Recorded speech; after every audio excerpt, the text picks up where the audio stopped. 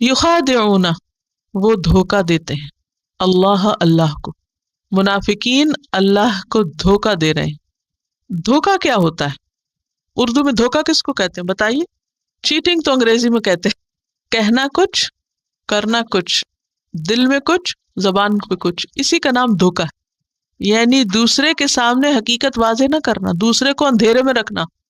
اور یخادعون میں جیسا کہ میں نے عرض کیا تھا کہ ایک دوسرے کے ساتھ تعاون کرتے ہوئے، یعنی وہ ایک گروہ ہے، they are group of people جو ایک دوسرے کو غلط کاموں پہ سپورٹ کرتے رہتے ہیں، جس سے یہ پتہ چلتا ہے کہ انسان اپنے ماحول اور کمپنی سے بہت انفلوئنس ہوتا ہے اور وہی بننے لگتا ہے جیسا کہ اس کے آس پاس کے لوگ بنے ہوئے ہوتے ہیں، وہی کرنے لگتا ہے۔ یخادعون اللہ، وہ دھوکا دیتے ہیں اللہ کو، یعنی اسلام کا اظہار کر کے اور اپنے کفر کو دل میں چھپا کے۔ والذین، اور ان لوگوں کو، آمنو، جو ایمان لائے، اور ایمان والوں کو بھی دھوکا دیتے ہیں، کیونکہ ان کے سامنے وہ کیا نظر آتے ہیں؟ سچے مومن، حالانکہ ان کے دل مومن نہیں ہوتے۔ یہاں اس بات کو سمجھنے کے لیے تھوڑا سا تاریخی پس منظر جانیے۔ نبی صلی اللہ علیہ وسلم اسلام کے آغاز سے لے کر تقریباً 13 سال تک مکہ میں رہے۔ مکہ میں آپ کا واسطہ خالص کافروں سے تھا، ابو جہل، ابو لہب اور سخت شدید مخالفت کرنے والوں سے، اور کچھ آپ کے ساتھی تھے جو سچے مومن متقی لوگ تھے۔ تیسری قسم وہاں نہیں تھی، دو ہی گروہ تھے، یا سچے مومن اور یا پھر پکے کافر، بس۔ لیکن جب نبی صلی اللہ علیہ وسلم ہجرت کر کے مدینہ تشریف لائے اور کچھ ہی عرصے کے بعد جنگ بدر ہوئی، جس میں مسلمانوں کو واضح شاندار کامیابی نصیب ہوئی، مسلمانوں کی حکومت اسٹیبلش ہو گئی، جنگ بدر میں مسلمانوں کو مال غنیمت ملا، مسلمانوں کو عزت ملی، شان و شوکت ملی، حکومت ملی۔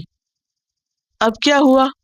کچھ ایسے لوگ جن کے دل میں دنیا کی محبت کوٹ کوٹ کے بھری ہوئی تھی اور جنہیں صرف دنیاوی مفادات سے غرض تھی، جن کی صرف اور صرف زندگی مال و دولت کے ارد گرد گھومتی تھی، اپنے مفادات کو بچانے کے گرد گھومتی تھی، وہ اس بات کو سوچ کر کہ اگر مسلمان طاقت پکڑ گئے تو ہمارے خلاف کوئی ایکشن نہ لے لیں یا ہم کو نقصان نہ پہنچے تو ہم بھی اپنے اسلام کا اظہار کر دیتے، جبکہ ان کے دل مان نہیں رہے تھے۔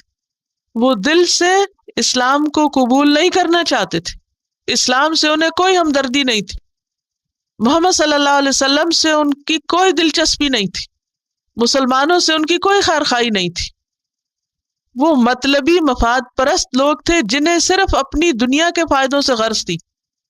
انہوں نے جب دیکھا کہ مسلمان طاقت پکڑ رہے ہیں تو اپنی دنیا بچانے کے لیے انہوں نے کس میں فائدہ سمجھا؟ ایمان لانے میں۔ تو یہاں آ کر ایک تیسرا گروہ وجود میں آ گیا، جو اوپر سے تو اسلام کا لبادہ اوڑے ہوئے تھے لیکن ان کے دل مومن نہیں تھے۔ تو وہ کیا دھوکہ دے رہے تھے؟ اسلام کا اظہار کر کے وہ فائدے اٹھانا چاہ رہے تھے جو مسلمانوں کو ملنے والے تھے۔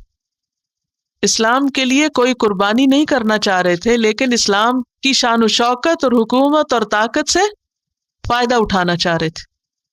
ایسے لوگ ہر دور میں ہوتے ہیں، جن کا دین ایمان کیا ہوتا ہے؟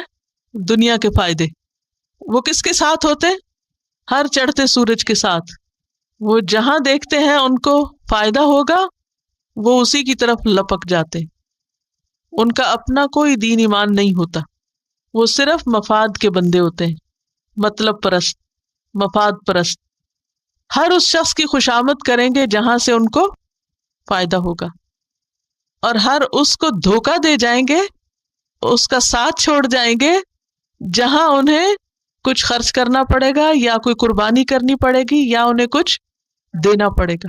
يخادعون الله والذين آمنوا وما يخدعون إلا أنفسهم وما يشعرون۔